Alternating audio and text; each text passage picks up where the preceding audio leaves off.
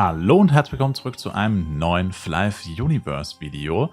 Heute habe ich mir was Neues überlegt und zwar habe ich das bei Flive PC ab und zu schon gemacht und noch nie bei Flive Universe, was irgendwie unlogisch ist.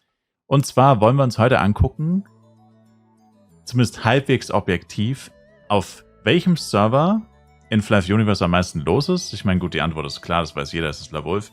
Aber wir wollen einfach mal so ein bisschen objektiv probieren, das einzuordnen und vergleichen einfach mal zum Beispiel oder am Beispiel Flaris, wie die verschiedenen Server so aussehen. Weil ich aber weiß, dass jetzt jeder sagen würde, ja, wow, du schaust nur Flaris an. Was ist mit Darkon, was ist in St. Morning? Manche machen ihre Shops vielleicht nicht in Flaris, manche machen sie vielleicht lieber in Darkon. Genau deswegen machen wir Folgendes. Und zwar benutzen wir das neue Search Shop Tool. Denn hier wird uns angezeigt, die insgesamte Anzahl an Items, die sich in Shops befindet. Und Shops sind leider der einzige wirklich objektive Wert, den wir was Spieleraktivität haben. Also es gibt natürlich noch die Rangliste, auf die ich ja auch jeden Monat ein Video mache und verweise und angucke und so weiter. Aber was jetzt so wirklich die aktiven Spieler, ich meine, es könnte ja auch sein, dass ein Spieler zwar keine hohen Spieler hat, aber trotzdem sehr viele Spieler und das geht halt in der Rangliste unter. Könnte theoretisch sein, ich meine, das ist recht unwahrscheinlich, weil jemand, der sehr viel Flive spielt, wird höchstwahrscheinlich zwangsläufig High-Level-Character haben. Aber trotzdem ist es halt noch so ein zusätzlicher objektiver Punkt und wir wollen uns das jetzt einfach zusammen angucken. Das heißt, wir halten jetzt hier fest, Mashpoi, also ich bin gerade auf Mashpoi Channel 1, haben wir hier 6558 Items und wir wollen quasi wissen, welcher Server hat am wenigsten und welcher hat am meisten. Und welche Items das genau sind, ist egal. Und ich schaue jetzt auch einfach zu einer random Uhrzeit rein. Ich meine, die meisten Shops sollten ja tatsächlich länger online sein, als die Leute tatsächlich online sind. Deswegen würde ich jetzt mal behaupten, ist das relativ egal, zu welcher Tageszeit ich das mache. Und ja, was mir auf jeden Fall auffällt, ist, in Flaris scheint hier auf Mashpoi tatsächlich nicht sehr viel los zu sein. Nord-Flaris ist deutlich mehr, als ich erwartet habe.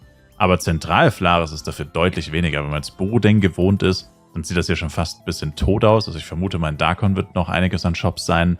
Das heißt, die haben das hier noch ein bisschen mehr Oldschool. Wahrscheinlich eher 50-50 Darkon und Flaris. Oder vielleicht sogar Darkon 60-70%. Weil hier ist tatsächlich nicht so ultra viel los. Als nächstes sind wir hier auf dem Server Flarin, ebenfalls auf Channel 1 oder Kanal 1. Und tatsächlich muss ich sagen, auch relativ überraschend. Sieht fast identisch aus zu Mashpoi. Ich meine, die Shops stehen halt ein bisschen anders. Merch Mashpoi, lustigerweise. Zum Beispiel vom Pet Tamer steht hier deutlich weniger. Dafür steht hier Richtung Post und Schmiede noch ein bisschen mehr dazwischen. Also ich meine, auf Mashpoi waren es definitiv mehr Shops, aber die Verteilung ist auch ein bisschen anders. Und in Nord-Flaris ist es natürlich auch ein bisschen weniger. Aber tatsächlich doch überraschend, dass hier relativ viele Shops sind, weil der Server wird schon ein bisschen totgesagt oder tot geglaubt. Tatsächlich. Die Preise würden mich hier tatsächlich auch ein bisschen interessieren.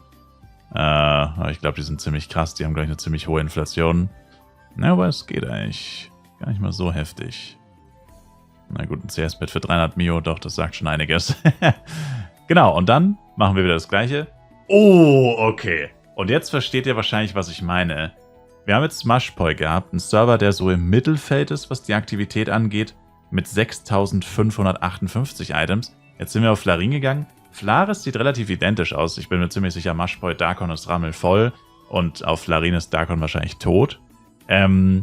Aber hier sieht man es jetzt halt einfach anhand der Shops. Das heißt, ich muss gar nicht überall hingehen und ich kann gar nichts vergessen anzugucken, sondern wir haben einfach diese Items in den Shops und das ist unser Vergleichswert. Und der hier ist im Vergleich leider sehr schlecht. Ich sollte vielleicht besondere Effekte ausmachen, weil jedes Mal, wenn ich Channel wechsle oder mich einlogge, passiert das Gleiche. Aber egal, wir sind auf jeden Fall auf Totemia Channel 1 und das hier sieht jetzt tatsächlich sehr identisch zu Mashpoi aus. Ich würde aber sagen, mehr Shops wahrscheinlich, aber von der Verteilung her auch wirklich sehr, sehr ähnlich. Und ich habe noch nicht geguckt, was bei Search Shop ist. Oh, Nord-Flaris ist ja auch sehr viel. Das ist vielleicht sogar noch mehr als auf Mashpoi Nord-Flaris. Ja, wobei, ja, wenn man weiter weg steht, sieht es immer ein bisschen krasser aus. Naja, doch, sehr, sehr ähnlich. Also tatsächlich fast deckungsgleich. Aber wir haben tatsächlich nur in Anführungszeichen 4316 Items. Das ist doch tatsächlich ein relativ großer Unterschied zu Mashpoi. Also liegt jetzt ungefähr genau in der Mitte zwischen Flarin und Mashpoi. Wir hatten 1500. Na gut, okay, nicht ganz in der Mitte, aber ja, Pi mal Daumen. 1500, 4300 und 6500. Also es ist schon mal ganz cool, dass wir jetzt 3 komplett unterschiedliche Server haben, was das angeht. Kann man jetzt sagen, dass auf Mashpoi sehr viel mehr los ist? Also wenn man zusätzlich noch die Rangliste vergleicht, da habe ich nämlich das Gleiche beobachtet. Wahrscheinlich schon, weil die Rangliste sagt nämlich das Gleiche. Auf Mashpoi sind sehr viel mehr High-Level-Spieler mit einem höheren Level. Und entsprechend, ja, bestätigt uns das mit den Shops hier, das, was uns die Rangliste bereits sagt. So, jetzt sind wir auf Borodeng. Hier ist tatsächlich in Nordflares nicht so viel los. Ich weiß nicht, warum auf den anderen Servern die Leute so viele Shops in Nordflares machen. Wahrscheinlich wegen Guild War und Tower. Ja, keine Ahnung. Also ich meine, wenn ich Tower mache, gehe ich hier nicht auf Channel 1, weil es mich eh viel zu sehr abfacken. Auf Borodeng sind die Shops in Flares eher in der Mitte und vor allem auch darüber nach Ostflares. Also auch von der Verteilung her wieder ein bisschen anders. Es ist auch lustig, wie jeder Server so ein bisschen seine eigenen Hotspots hat, was die Shops angeht. Aber ansonsten würde ich sagen, auch sehr deckungsgleich zu Mashpoi und Totemia. Sieht eigentlich nahezu identisch aus. Nur Nordflares ist bei uns ein bisschen weniger. Und dafür ist hier in Zentralflares ein bisschen mehr wahrscheinlich. Und ja, Trommelwirbel, der Moment der Wahrheit. Search Shop ist bei uns. Tatsächlich gerade nur 3600. Fairerweise muss man sagen, es ist nicht die beste Uhrzeit für Borodeng und Totemia. Aber es ist ja, wie ich es gerade schon gesagt habe, die meisten Shops haben Vendor und es ist ja relativ egal eigentlich, wenn du deinen Shop aufstellst, das sind mehrere Stunden, bis er offline geht und dein Vendor steht meistens mindestens einen Tag oder bis zu 3 Tage. Also der Vergleich sollte schon so sein, dass es ungefähr fair ist und ich glaube, die Uhrzeit, die ich jetzt gepickt habe, müsste für alle Server so ein bisschen ein Kompromiss sein.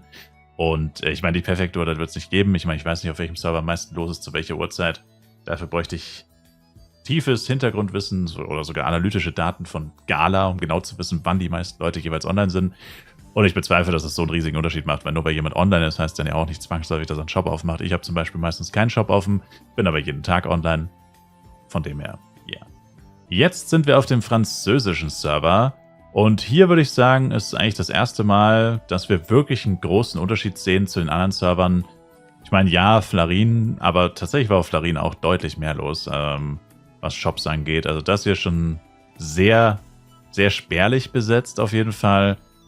Nordflares sieht naja, minimal besser aus. Sieht fast so aus wie Borodeng, aber dafür ist halt Borodeng in der Mitte 10-mal so viel los. Ja, also das ist eher deprimierend. Passt aber auch zu unserem Gesamtbild, was wir von dem Server haben, aus den Ranglistendaten. Und, das sind sogar weniger Items als auf Flarin. Das ist ein neuer Lowest Score für uns mit 1322. Das ist tatsächlich ziemlich schlecht, muss man sagen. Und ja, das ist auf jeden Fall nicht so gut. Und ja, wie gesagt, die Uhrzeit ist jetzt nicht so cool für die, aber Gleiches gilt halt für alle Server. Wenn ich jetzt das Ganze um 18 Uhr deutsche Zeit machen würde, wäre es ja dann auch unfair für die asiatischen Server oder unfair für die amerikanischen Server. Also, wie gesagt.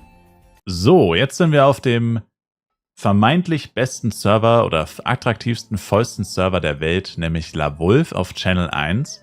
Hier ist ganz interessant, dass der erste Eindruck von Flares auch nicht anders ist. Also ich war jetzt noch nicht in Nordflares. Wobei das hier ist auf jeden Fall... Oh ja, okay, doch, das ist definitiv... Okay, ja. Doch, hier steht auf jeden Fall einige Shops extra. Dann auch hier der Weg nach Ostflares sieht so ein bisschen aus wie auf Borodeng. Wobei es hört dann tatsächlich schlagartig auf. Aber ja, hier beim Pethammer ist schon richtig krass. Also das ist einiges. Das sind doch ein paar Shops mehr als auf Mashpoi und Borodeng und Totemia. Nordflares sieht auch eher aus wie Mashpoi und Totemia. Ja, auch ziemlich heftig auf jeden Fall. Und das ist ja wie gesagt nur Flares. Jetzt kommt der Trommelwirbel. Wie sieht es hier mit der Gesamtzahl der Items in den Shops aus? Es sind 10.263. Das ist, 36, Entschuldigung, Verbrecher. Entschuldigung, damn. 10.000, das ist halt unser Zweitplatzierter, ist jetzt 6.500 und das sind einfach 10.200. Das sind halt fast 10-mal so viele Items wie auf dem französischen Server. Das ist absolut geisteskrank, wie viel auf diesem Server los ist. Ich wüsste gerne, wie Darkon aussieht, aber mit dem Level 1 Chart hinzukommen ist immer so umständlich. Aber werde ich mir irgendwann vielleicht auch mal angucken, aber das ist wirklich brutal. Also ich meine, hier allein die Shops bei dem Pet-Tamer, sich da durchzuklicken, da musst du richtig nah ranzoomen, um überhaupt die ganzen einzelnen Leute anklicken zu können. Also das ist wirklich verrückt. Dann haben wir das Gegenstück hier, auch ein philippinischer Server, Klarfan Channel 1. Ja, das ist mal Unterschied wie Tag und Nacht, würde ich sagen. Obwohl Klarfan in der Rangliste sehr gut aussieht. Also ich schätze mal, ihre Shops sind einfach in Darkon. Wundert mich jetzt ehrlich gesagt, weil das sieht das sieht echt gar nicht mal so gut aus. Nordflares sieht besser aus auf den ersten Blick, aber das ist crazy. Also Klarfan sollte eigentlich von der Platzierung aus unserem Ranglistenvideo sehr gut abschneiden. Also eigentlich sogar über Mashpoi stehen. Jetzt bin ich mal gespannt, was uns hier für eine Zahl angezeigt wird. Und es ist 4500 tatsächlich. Okay. Also mehr so auf dem Niveau von Burudeng bzw. Totemia. Damn. Das wundert mich jetzt doch ein ganzes Stück. Also ich hätte mindestens 6000 erwartet. Okay. Dann sind die Leute, die hier aktiv sind, wohl einfach nur sehr fleißig im Leveln. Und heißt nicht unbedingt, dass das auch sehr viele Spieler sind. Also das ist wirklich ganz interessant. Also ich habe das jetzt vor, auch öfter zu machen, so 2-3 Mal im Jahr vielleicht, um da einfach so grundlegend anzugucken, bei welchen Servern läuft es mal besser und mal schlechter. Das ist ein cooles Skaten-Logo, by the way. Damn. Und ja, wenn Depression einen Namen hätte, dann hieß sie wahrscheinlich Mia Channel 1. Das ist geisteskrank. Also so schlecht war es bisher eigentlich noch. Also das ist wirklich, das ist Next Level. Das sieht schlechter aus als Flash PC, not gonna lie. Da gibt es sogar mehr Aktivität auf Flash PC-Servern. Das ist crazy. Also das ist wirklich das absolute Minimum, was ein Server wahrscheinlich hat, bevor er stirbt. Nein, Spaß, aber das ist schon wirklich sehr schlecht. Also jetzt bin ich mal gespannt. Ich sag unter 1000. Verdammt, 1577 tatsächlich. Okay, dann sind wahrscheinlich auch hier in Darkon noch einige Shops. Das können wir jetzt hier natürlich nicht sehen. Aber nur Flares sieht echt schlecht aus. Das sieht wie so Flares Channel 2 auf FEC sieht das aus, ne? Na gut, so, ja gut, da ist auf FEC wahrscheinlich sogar noch ein kleines bisschen weniger, aber ja, das ist schon echt heftig. Champions Ring für 1 Milliarde, das ist günstiger als erwartet tatsächlich. Und jetzt sind wir auf dem letzten philippinischen Server, beziehungsweise dem Playpark-Server Rises Channel 1. Und ja, was soll ich sagen, es sieht eigentlich genauso aus wie Mia, nur die Shops sind ein bisschen anders verteilt, die stehen halt alle bei den Schmieden. Dafür ist auf der anderen Seite so gut wie gar nichts und in Nordflares ist es auch sehr, sehr wenig, gerade mal eine Handvoll Shops. Also alles nicht erwähnenswert. Und ja, ich würde sagen, wir schauen einfach in die Liste. Ich würde sagen, wahrscheinlich knapp 2000. Wow, okay, da muss aber einiges in Saint Moin, sag ich schon, Darkon sein. Wow, 4000? Das ist crazy. Ist auch interessant, wie so der unterschiedliche... Also wirklich, die asiatischen Server sind alle irgendwie in Darkon und die westlichen Server sind alle irgendwie in Flares. Ne? Das ist crazy, wie das so einfach anders ist, obwohl es ja das gleiche Spiel ist, die gleichen NPCs, die gleichen Dailies, Quests und so weiter. Das ist echt heftig, ne? 4081, das ist mehr als auf Burudeng tatsächlich. Wow, das ist crazy. Als nächstes sind wir auf dem japanischen Server, der auch seit dem Start eigentlich schon, da habe ich von Anfang an den Start kritisiert, weil ich mir dachte, warum macht man einen japanischen Server? Die japanische Flive-Community ist nicht mehr sehr groß und die haben in den letzten Jahren sehr viel Schlechtes erlebt, weil immer wieder Flive-PC-Server offline und online gekommen sind, was halt auch wirklich einfach nur ein Schlag ins Gesicht ist, wenn du wirklich Fan von dem Spiel bist, das immer wieder sagt, das Spiel, ja, jetzt sind wir wieder offline und jetzt sind wir wieder online und so weiter. Oh, wow, Nordflares ist, oh, nochmal 2 Shops sind hier. Ja, also der Server hat wirklich Schwierigkeiten. Ich denke, der ist auch einer der Server, die am meisten einen Merch brauchen. Auf Flarin war ja sogar ein Shop, der gesagt hat, Merch Mashpoi. Ja, und das hier ist definitiv auch einer von den Servern, die unbedingt einen Merch brauchen, weil hier ist absolut tote Hose. 594 Items. Das bestätigt es. Wie gesagt, tote Hose. Woher weiß ich das? Nicht wegen Flares jetzt. Ich weiß es einerseits jetzt wegen den 594 Items, einerseits wegen Flares und andererseits wegen der Rangliste, weil der japanische Server in der Rangliste mit Abstand einer der schlechtesten ist und da wirklich sehr, sehr, sehr schlecht abschneidet. Und das hier bestätigt das Ganze wieder nur. Also bisher ist die Rangliste eigentlich 1:1 deckungsgleich mit den, was wir jetzt hier in-game gesehen haben. Einzige Ausnahme würde ich sagen ist Klarfan und Rises. Das sind die einzigen beiden, die mich jetzt eher ein bisschen überrascht haben in-game im Vergleich zur Rangliste. Aber jetzt auch nicht so krass überrascht haben, ne? Also auch nur ein bisschen. Und zu guter Letzt haben wir den Taiwan-Server. Der hat ja auch, das ist der neueste Server, den wir hatten vor Rises, aber da Rises ja auch nicht ultra gut abschneidet, ja, wobei es geht, aber ja, Rises ist ja der 4. Playpark-Server, der vor allem am Anfang sehr viel Kritik für gewisse Sachen bekommen hat, die ich jetzt hier nicht nochmal aufwühlen möchte, aber der Server war von Anfang an so ein bisschen verschrien, der Rises-Server. Also das hier ist eigentlich mal der letzte von den, sag ich mal, OG-Servern, die auch vor allem 2022 gestartet sind. Der letzte, der 2022 gestartet ist tatsächlich. Und ja, hier sieht Flaris jetzt auch nicht so ultra krass aus. Ja, würde sagen, mittelmäßig bis fast schon ein bisschen wenig. Aber wie wir schon gelernt haben, das heißt nicht viel. Kann sein, dass in Darkon doppelt bis dreimal so viel los ist und dann macht das natürlich easy wieder wett. Und jetzt kommt der Moment der Wahrheit, weil hier bestätigt sich jetzt wieder Rangliste richtig oder falsch. Also eigentlich müsste laut der Rangliste der Server jetzt irgendwo zwischen 4.000 und 7.000 liegen. Schauen wir mal. Es sind tatsächlich nur 3.300. Also ist der Server, was das angeht, tatsächlich auch eher schlecht. Das wundert mich jetzt auch wieder. Okay, also wir haben ein paar Abweichungen von der Rangliste. Aber wie gesagt, man kann das jetzt natürlich auch nicht so 1:1 übereinander legen, keine Frage. Aber man kann sagen, bei den meisten Servern hat es jetzt doch ziemlich gestimmt.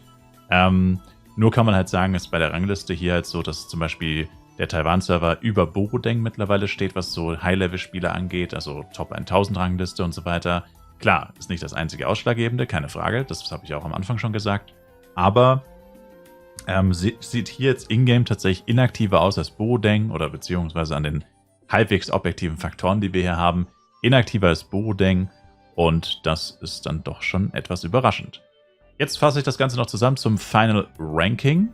Auf Platz 1 der Aktivität haben wir LaWolf mit 10.236 Items, Platz 2 Mashpoi 6558, Platz 3 4572 von Klarfahren, Platz 4 Totemia mit 4.316, Platz 5 mit Rises 4.081, Platz 6 Borodeng mit 3.000, ich sage nur noch die ersten Zahlen, 3.600, Platz 7 Taiwan-Server mit 3.300, Platz 8 Flarin, und da geht es jetzt deutlich nach unten, 1.500, Platz 9 1.300 der französische Server Genesee, Platz 10 1.000 Mia und japanischer Server Platz 11 mit 594. Also muss man sich mal reinziehen, auf dem LaWolf-Server sind fast 20 mal so viele Shops oder 15 bis 20 mal so viele Shops wie auf dem japanischen Server. Also das ist schon wirklich abartig. Also die könnten den wahrscheinlich einfach verschlucken. Also man könnte wahrscheinlich einfach LaWolf mit dem japanischen Server mergen und die LaWolf-Spieler würden es wahrscheinlich nicht mal merken. Das ist insane. Ja, ich hoffe, euch hat das Video gefallen. Wie gesagt, das ist jetzt nur so ein genereller Überblick. Ja, das hat jetzt keine wirkliche Aussagekraft. Das sagt uns nicht, wo sind wirklich die meisten Leute. Es sagt uns lediglich, wo sind die meisten Items, also die meisten Shops. Ich meine, ich könnte jetzt auch auf Borodeng gehen und 23 Shops eröffnen mit 20 Items. Habe ich, by the way, nicht gemacht. Und könnte das minimal verfälschen. Aber da müsste ich mir schon wirklich sehr viel Mühe geben, weil pro Shop sind es maximal 20 Items. Also da müsste man sich schon sehr, sehr viel Mühe geben, um das irgendwie zu manipulieren. Und ich meine, warum sollte das irgendjemand tun? Keiner wusste, dass ich das jetzt machen werde. Also das müsste schon relativ, sag ich mal, akkurat sein. Und wie gesagt, ich werde das jetzt halt ab und zu einfach mal so stichprobenmäßig machen, so 1, 2, 3 Mal im Jahr oder so. Weil immer, wenn Leute sagen, oh, die Spielerzahlen sinken und so weiter, kann ich dann immer zu diesem Video hier zurückgehen und das vergleichen. Und dann haben wir halt neben der Rangliste, weil die Rangliste sagt uns natürlich nur das Level der Spieler. Wenn jetzt 100.000 Leute Level 165 sind, ist das schön und gut. Aber dadurch wissen wir ja nicht, spielen die auch tatsächlich noch. In den Shops und so weiter können ja nur Items von aktiven Spielern sein, weil du kannst keinen Shop eröffnen, wenn du nicht spielst. Oder du wirst wahrscheinlich keinen Shop eröffnen, wenn du nicht spielst. Weil Shop eröffnen, würde ich sagen, zählt ja irgendwo als Spielen. Und von dem her ist es halt einfach nochmal ein anderer Blickwinkel. Ich hoffe, euch hat das Video gefallen. Ich sage danke euch vielmals fürs Zuschauen. Ich würde mich sehr über ein Like, Kommentar, ein Abo von euch freuen. Und schaut auf jeden Fall gerne auf Twitch vorbei. Tägliche Twitch-Livestreams, Flive-Livestreams. Link dazu in der Videobeschreibung. Macht's gut, haut's rein und ciao, ciao.